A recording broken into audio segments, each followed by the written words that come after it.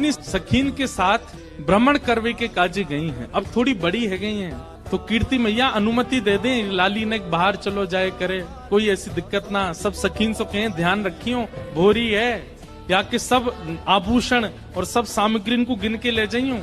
किशोरी जी आज यमुना तट देखने की जिद करती हैं और सब सखीन के साथ यमुना तट गई हैं।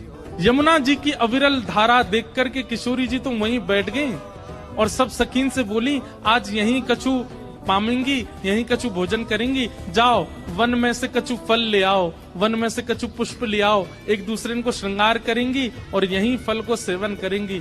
तो एक एक करके सब सखियां चली गई हैं और सब ढूंढ रही हैं, कहीं से फल तोड़ के, कहीं से पुष्प आदि तोड़ करके चयन करके लाने के लिए सब सखियां चली गई हैं।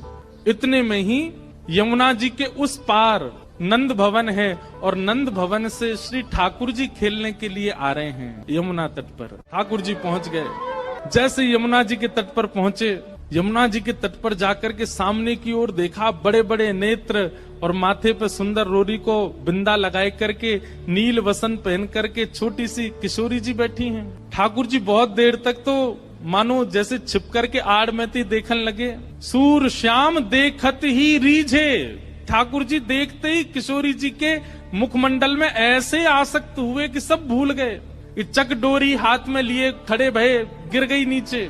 और जो भी ठाकुर जी बड़े अदा में निकले ना, बड़े सज धज के निकले, बहुत स्वरूप साज सज्जा सब धारण करके निकले, बड़े कॉन्शियस रहे अपने स्वरूप के प्रति। लेकिन किशोरी जी को देख करके सब भूल भाल गए। ठाकुर जी किशोरी जी को देखा और देखते ही ठाकुर जी सोचने लगे, बोले अरे भैया मैं जाए के पूछूं तो सही जी कौन है, और जी कहाँ ते आई है, कहाँ इनको गांव है, कहाँ इनको नाम है, कैसे आई है, पूछूं तो।